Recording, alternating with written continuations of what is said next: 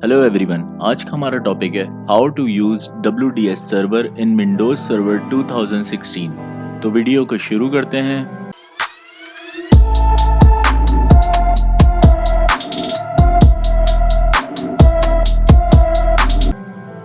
Last video में मैंने आप लोगों को बताया था कि किस तरह से WDS सर्वर को इंस्टॉल किया जाता है और किस तरह से कॉन्फ़िगर किया जाता है। उस वीडियो के बाद मेरे पास काफ़ी क्यूरीज आ रही थी रिगार्डिंग इसको किस तरह से यूज़ किया जाएगा। तो इस वीडियो को एंड तक देखिएगा ताकि आप लोग को समझ आ सके कि किस तरह से इसको यूज़ किया जाता है। सबसे पहले क्लिक करेंगे स्टार्ट पे और ओपन करेंगे server manager. Server manager open हो चुका है। अब आप क्लिक करेंगे टूल पे और सेलेक्ट करेंगे Windows deployment services. Configuration open हो चुकी है। अब आप क्लिक करेंगे सर्वर पे। यहाँ पे आपके सर्वर का नाम लिखा हुआ आ रहा होगा, जो भी आपने सर्वर कॉन्फ़िगर किया होगा। उस पर राइट क्लिक करेंगे, सेलेक्ट करेंगे प्रॉपर्टीज़। आप देख सकते हैं इसमें काफ़ी मल्टीपल टैब्स हैं। मैं आपको आज वन बाय वन सब टैब्स के बारे में बताऊंगा। सबसे पहला टैब्स है जर्नल का। नेक्स्ट टैब है PXE रिस्पॉन्स का। PXE रिस्पॉन्स में जाइएगा और यहाँ पे आप देख सकते हैं, आप लोगों ने जब कॉन्फ़िगर कर रहे थे तो हमने इस पर चेक लगाया था response to all client known and unknown पे। उसके नीचे एक और जगह हमने चेक लगाया था required administrator approval for unknown computers पे। मैंने फ़िलहाल वो चेक हटाया हुआ है। अच्छा, वो चेक क्या काम करता है मैं आपको वो बताता हूँ। अगर वो चेक लगा हुआ होता है तो जब आप WDS के थ्रू विंडोज़ इंस्टॉल कर रहे होंगे तो आपके पास ये बैक साइड पे देखें, ये एक ऑप्शन आ रहा है पेंडिंग डिवाइसेस का।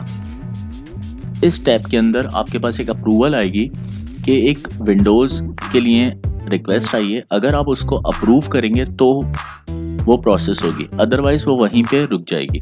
जब तक आप लोग अप्रूवल पे क्लिक नहीं करेंगे इंस्टॉलेशन प्रोसेस वहीं रुका रहेगा। तो फिलहाल मैंने उसको से चेक हटा दिया है। नेक्स्ट टैब है AD/DS। मेरे पास एक्टिव डायरेक्टरी नहीं है इस नेटवर्क में फ़िलहाल। मैं बूट में जाता हूँ। बूट में जाके आप देख सकते हैं कि मैंने जब कॉन्फ़िगर कर रहा था तो इसको मैंने चेक लगाया हुआ है, always continue the PXE boot. Both known devices में जिनको मेरा नेटवर्क जानता है, उन डिवाइसेस के लिए अननोन कोई नया कंप्यूटर आता है जो बिल्कुल मेरी ऑर्गेनाइजेशन में नया होगा, उसके लिए भी मैंने इसी ऑप्शन पे चेक लगाया हुआ है। क्लाइंट पे जाएंगे। क्लाइंट पे मैंने फ़िलहाल कोई किसी चीज़ को नहीं चेंज किया।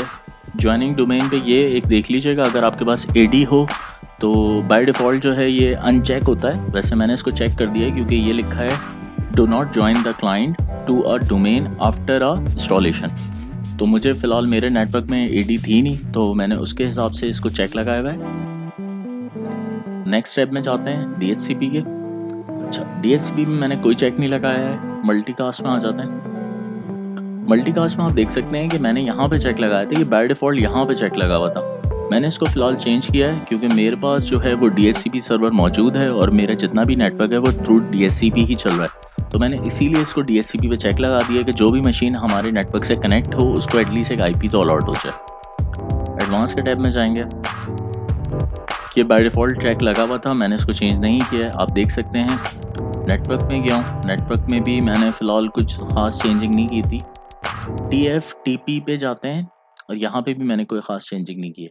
तो फ़िलहाल मैं इसको क्लोज़ करता हूँ और आपको एक विंडो इंस्टॉलेशन करके दिखाता हूँ। इस वीडियो को एंड तक देखिएगा क्योंकि आज आप लोगों को बहुत कुछ सीखने को मिलेगा। एक और इम्पॉर्टेंट बात जो मैं आप लोगों से शेयर करना चाहता हूँ, मेरे पास जो नेटवर्क है वो फ़िलहाल सिर्फ वर्क ग्रुप पे है, एक्टिव डायरेक्टरी नहीं है। जो लोग ये वीडियो देख रहे होंगे एटलीस्ट उनको ये बात समझ में आ जाएगी और क्लियर हो जाएगा कि वर्क ग्रुप के नेटवर्क पे WDS को किस तरह से कॉन्फ़िगर किया जाता है और किस तरह से यूज़ किया जाता है। जैसे कि आप देख सकते हैं मेरे पास एक लैपटॉप है और अब मैं आपको बताऊंगा कि किस तरह से उसमें WDS के थ्रू विंडोज़ को इंस्टॉल किया जाता है। सबसे पहले बायोस में जाएंगे, एडवांस में जाएंगे, बूट ऑप्शन में जाएंगे, PXE IPv वर्जन 4 पे चेक लगा दें।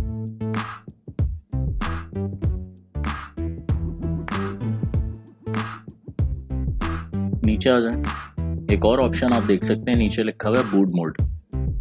यहाँ पे आप चेक लगाएंगे EFI हाइब्रिड बूट मोड पे। अच्छा, ये मेरे पास एक HP का लैपटॉप है तो इसमें इस तरह का ऑप्शन आ रहा है। अगर आपके पास कोई डेल या Lenovo होगा तो उसमें शायद दूसरा ऑप्शन आ रहा हो।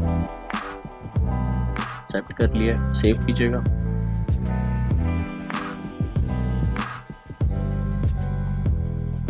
एग्जिट करिएगा और अब बूट ऑप्शन में जाइएगा बायोस। यहाँ पे आप देख सकते हैं कि मेरे पास 4 ऑप्शंस आ रहे हैं। मैंने लास्ट वाला सेलेक्ट करना है ईथरनेट के थ्रू। मेरे पास एचपी की मशीन है तो इस तरह से ऑप्शन आ रहा है, अगर शायद डेल हो तो कोई डिफरेंट तरीके से ऑप्शन है, पर आपने सेलेक्ट जो है वो ईथरनेट वाला ही करना है। सेलेक्ट कीजिएगा ईथरनेट वाला।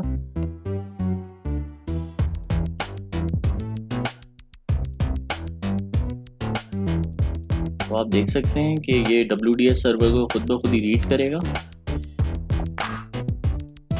थोड़ा सा टाइम लगता है इस प्रोसेस में।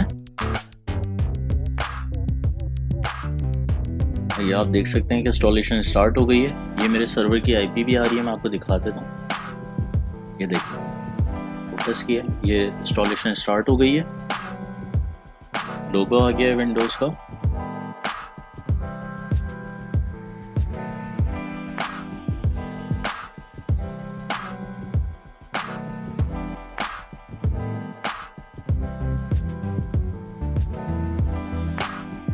सेटअप इस स्टार्टिंग पे आ चुका है।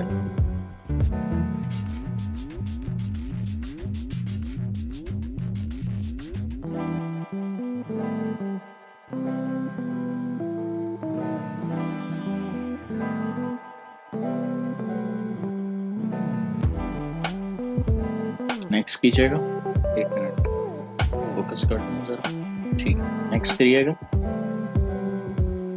अच्छा, ये आप देखिएगा, जब आप WDS इंस्टॉलेशन कर रहे होते हैं तो यहाँ पे कुछ इस तरह का पॉपअप आता है जो basically connect to WDS server के लिए होता है। तो यहाँ पे आप WDS सर्वर का नाम डालेंगे, फिर एडमिनिस्ट्रेटर डालेंगे और पासवर्ड, जो भी आपके WDS सर्वर का पासवर्ड होगा एडमिनिस्ट्रेटर का, वो आप यहाँ पे डालेंगे। मैं आपको डाल के दिखाता हूँ।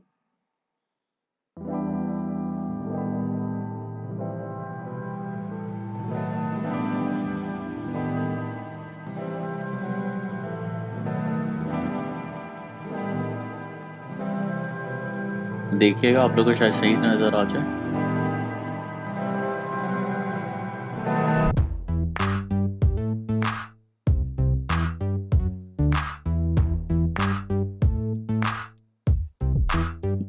इंस्टॉलेशन शुरू हो जाएगी। बस आप अपने यहाँ से OS सेलेक्ट करेंगे, जो भी आपको OS सेलेक्ट करना होगा। विंडो 10 प्रो कर लीजिएगा। नेक्स्ट कीजिएगा। यहाँ पे आप पार्टीशंस बताएंगे जिस तरह से नॉर्मल विंडो में बनाते हैं।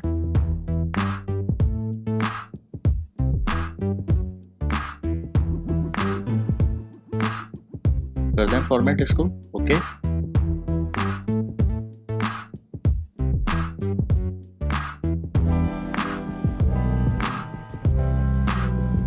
इंस्टॉलेशन आप देख सकते हैं शुरू हो गई है।